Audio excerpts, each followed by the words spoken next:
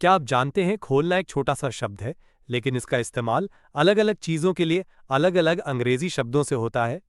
Website खोलनी है, या कोई राज ताला खोलना है, या फिर कोई जिप या सील, हर चीज़ को ओपन नहीं कहते।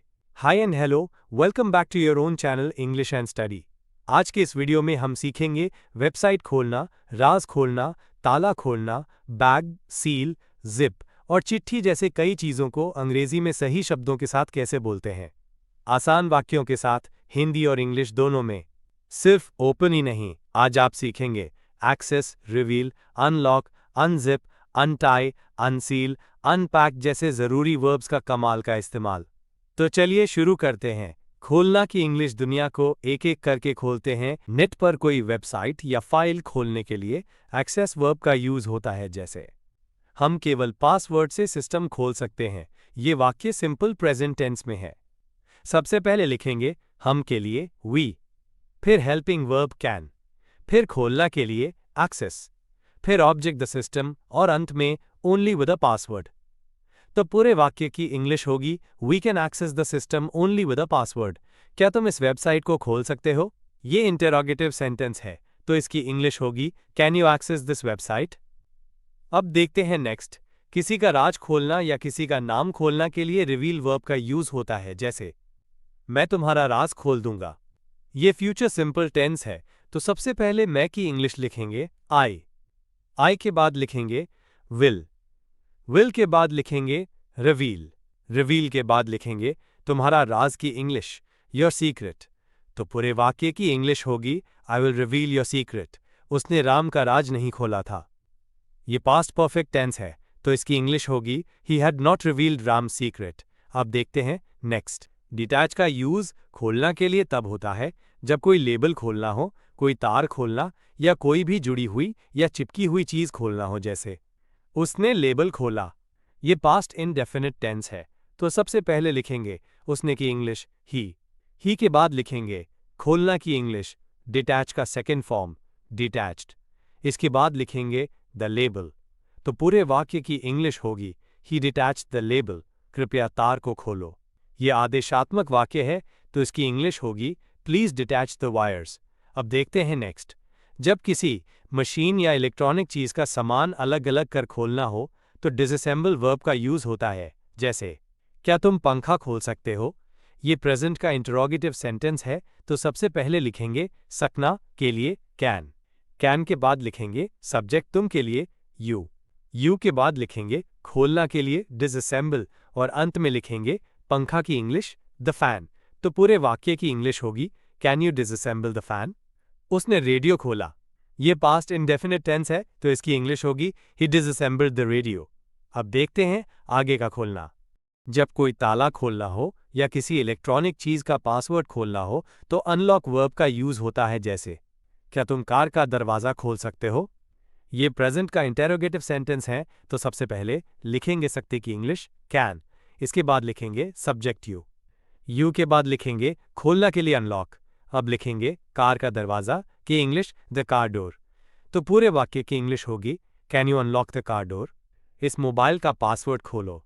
यह आदेशात्मक वाक्य है, तो इसकी इंग्लिश होगी अनलॉक दिस फोन्स पासवर्ड। अब देखते हैं नेक्स्ट। जब पैक किए हुए सामान को खोलते हैं, तो इसके लिए अनपैक वर्ब का यूज होता है। जैसे मैं अपना सूटकेस खोल रहा हूं। यह प्रेजेंट कंटिन्यूअस टेंस है, तो सबसे पहले लिखेंगे मैं की इंग्लिश आई के बाद लिखेंगे हेल्पिंग वर्ब एम के बाद लिखेंगे खोल रहा के लिए अनपैकिंग। अब लिखेंगे अपना सूटकेस की इंग्लिश माई सूटकेस। तो पूरे वाक्य की इंग्लिश होगी I am unpacking my suitcase. उसने बैग खोला। ये पास्ट इंडेफिनिट टेंस है, तो इसकी इंग्लिश होगी ही अनपैक्ड द बैग। अब देखते हैं नेक्स्ट। सील का यूज सील या मोहर तोड़कर खोलने के लिए किया जाता है। जैसे क्या तुम बोतल की सील खोल सकते हो? ये प्रेजेंट टेंस का इंटेरोगेटिव सेंटेंस है, तो सबसे पहले क्या की इंग्लिश कैन लिखेंगे। कैन के बाद सब्जेक्टिव लिखेंगे। अब लिखेंगे खोलना की इंग्लिश अनसील। अब लिखेंगे बॉटल की इंग्लिश द बॉटल। तो पूरे वाक्य की इंग्लिश होगी कैन यू अनसील द बॉटल? उसने लिफाफा खोला। ये पास्ट इंडेफिनिट टेंस है, तो इसकी इंग्लिश होगी ही अनसील्ड द एनवेलोप। अब देखते हैं नेक्स्ट। अनजिप का यूज चैन खोलने के लिए किया जाता है। जैसे उसने जैकेट की जिप खोली। ये पास्ट इंडेफिनिट टेंस है, तो सबसे पहले उसने की इंग्लिश ही लिखेंगे।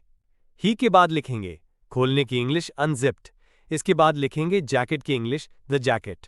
तो पूरे वाक्य की इंग्लिश होगी ही अनजिप्ड द जैकेट। क्या तुम बैग की जिप खोल सकते हो?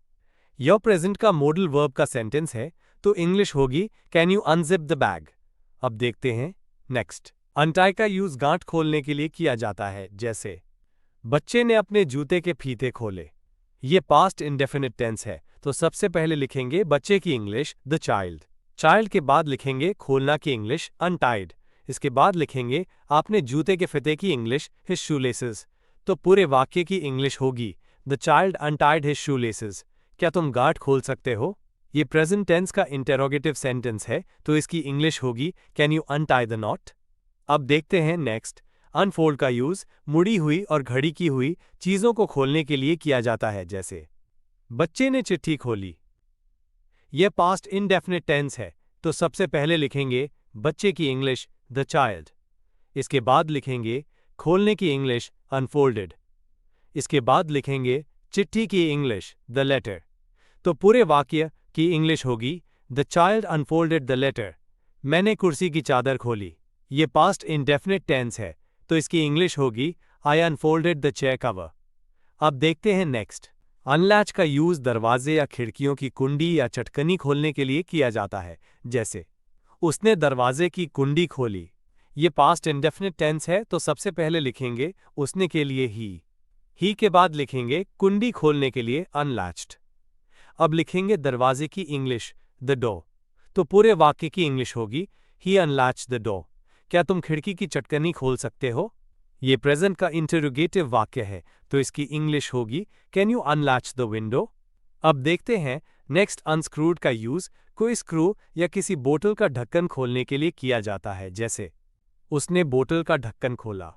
ये पास्ट इंडेफिनिट टेंस है, तो सबसे पहले उसने की इंग्लिश लिखेंगे ही के बाद लिखेंगे खोलने की इंग्लिश अनस्क्रूड। अब लिखेंगे बॉटल का ढक्कन की इंग्लिश द बॉटल कैप। तो पूरे वाक्य की इंग्लिश होगी ही अनस्क्रूड द बॉटल कैप। क्या तुम ये स्क्रू खोल सकते हो? ये प्रेजेंट का इंटरोगेटिव वाक्य है, तो इसकी इंग्लिश होगी can you unscrew the screw. अब देखते हैं नेक्स्ट। अनबटन का यूज कपड़ों में लगी बटन को खोलने के लिए होता है, जैसे उसने शर्ट के बटन खोल दिए थे।